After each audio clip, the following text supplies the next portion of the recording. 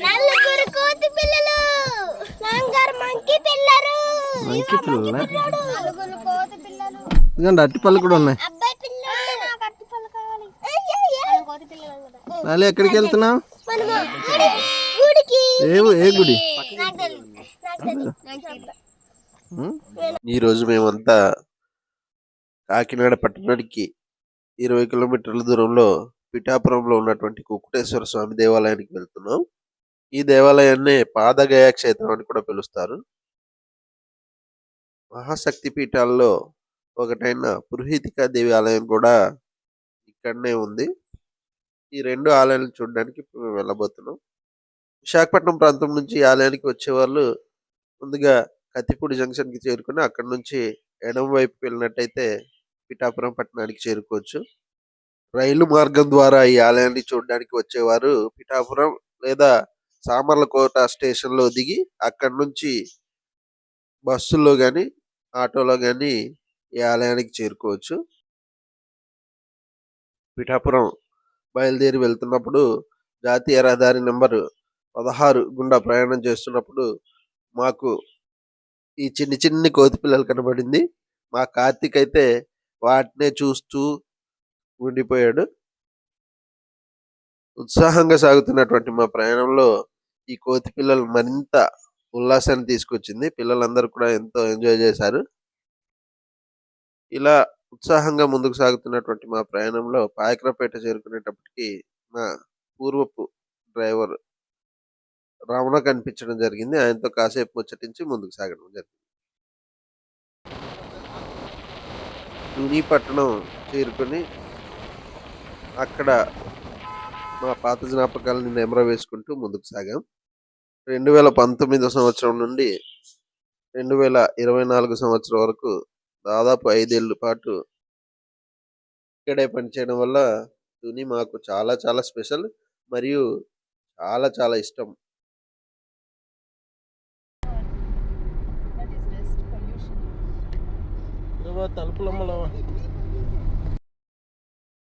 అలా ఉత్సాహంగా ముందుకు సాగుతూ తేటగుంట గ్రామానికి చేరుకునేటప్పటికల్లా ఉదయం టిఫిన్ సమయం అయింది. అందరం కూడా తేటగుంట జాతీయ రహదారికి ఆనుకున్నటువంటి ఈ హోటల్లో ఎంతో ఫేమస్ అయినటువంటి పెసరట్టు ఉప్మా తినడానికి అయితే ఆగిపోయాం. మేమందరం కూడా చాలాసేపు వేచి ఉండి ఇక్కడ ఎంతో ఫేమస్ అయిన పెసరట్టు ఉప్మా తిని అక్కడి నుంచి మళ్ళీ తిరిగి మా ప్రయాణాన్ని కొనసాగించాం.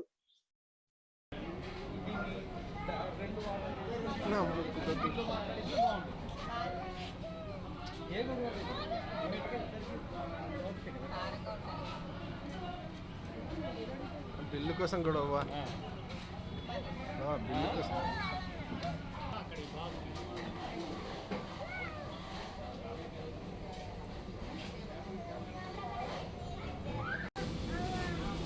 అలాంటివన్నీ అవసరం లేదు.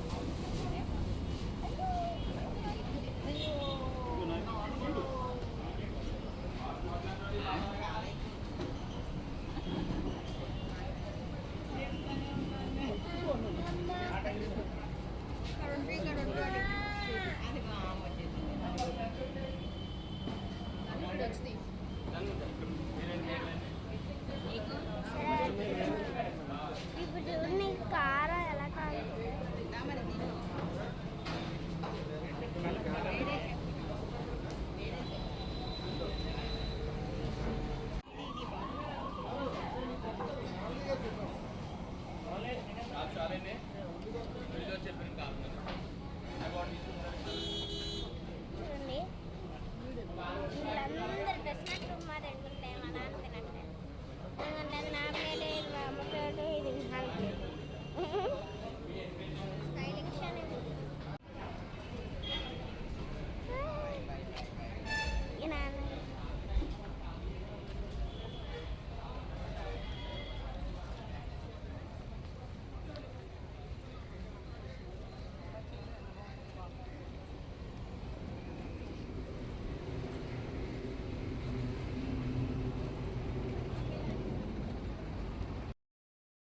ఇప్పుడే అన్నవరం టెంపుల్ని క్రాస్ అయ్యాం.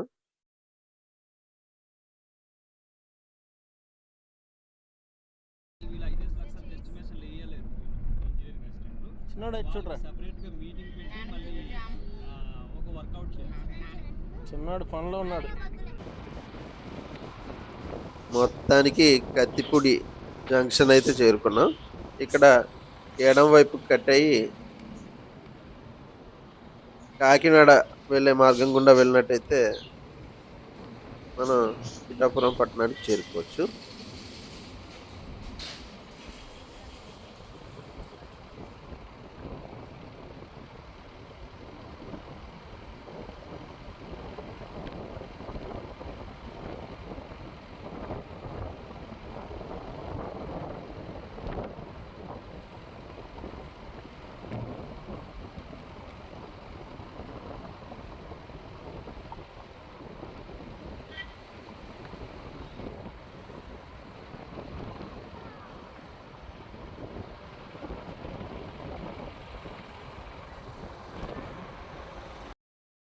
ఇప్పుడైతే మేము పిఠాపురం పట్టణానికి చేరుకున్నాం.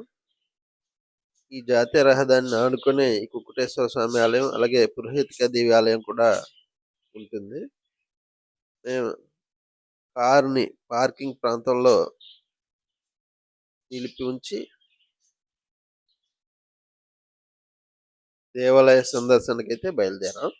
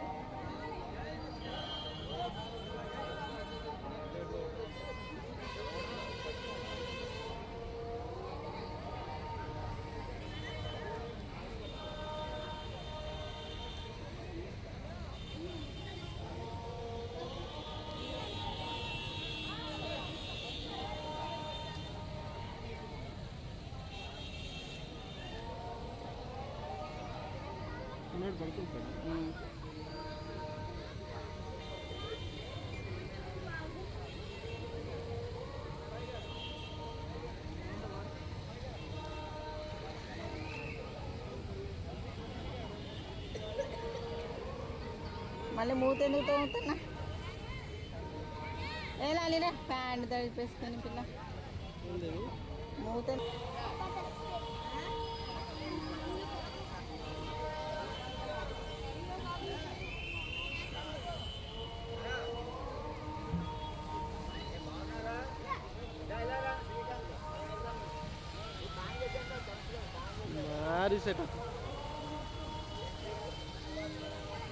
లాలి శివుడే మరి నిత్యం స్నానాలే.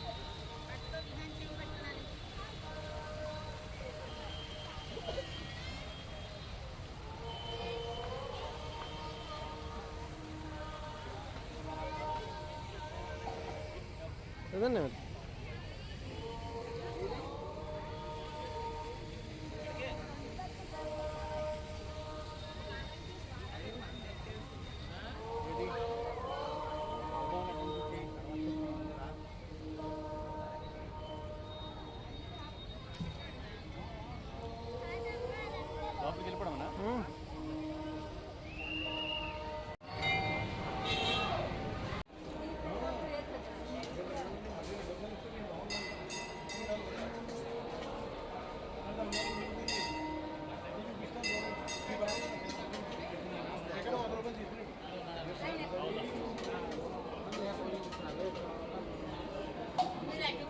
బాబా ఎలా దూరాలి?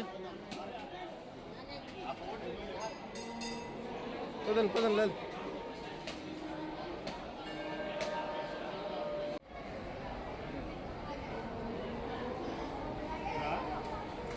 కొట్టేసేయండి.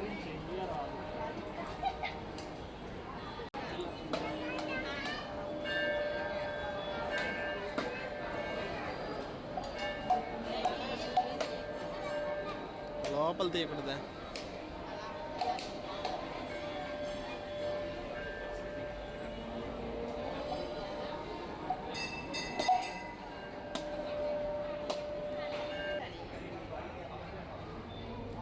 మరి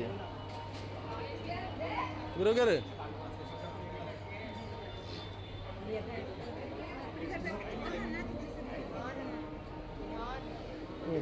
చాలే రండి రండి పంచుకోవాలి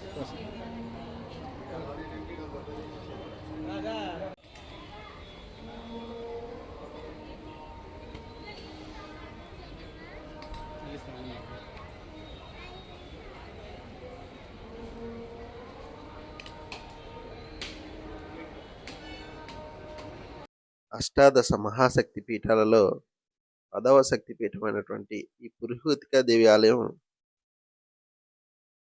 సచీదేవి ఎడమ చేయి పడినటువంటి ప్రాంతంలో నిర్మించినట్టుగా చెప్తారు. మొత్తానికైతే మా దర్శనం చాలా బాగా అయింది.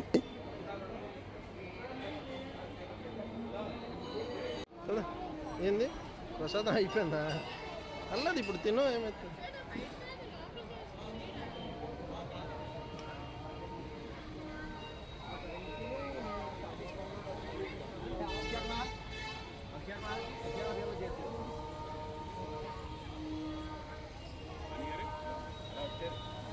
నెక్స్ట్ టైం వచ్చినప్పుడు ఇక్కడ స్నానం చేద్దామే.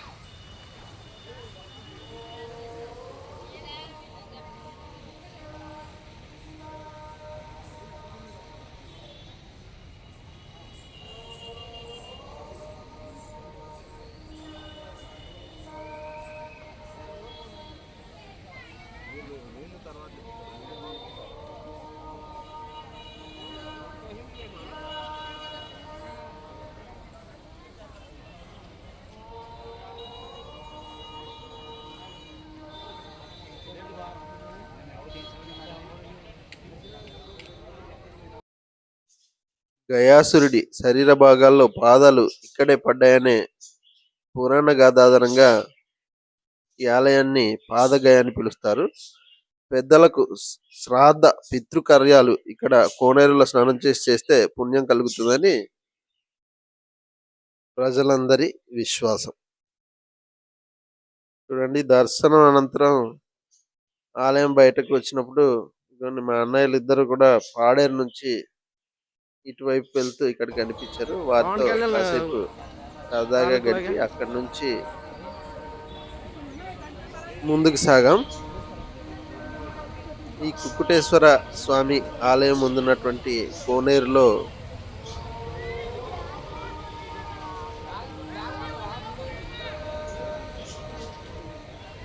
గయాసురుడి విగ్రహాన్ని మనం చూడొచ్చు. నాకైతే ఆలయ సందర్శన చాలా బాగా జరిగింది. మీరు ఎప్పుడైనా ఈ పాదగయ క్షేత్రాన్ని సందర్శించినట్టయితే కామెంట్ రూపంలో తెలియజేయండి. Thank you for watching.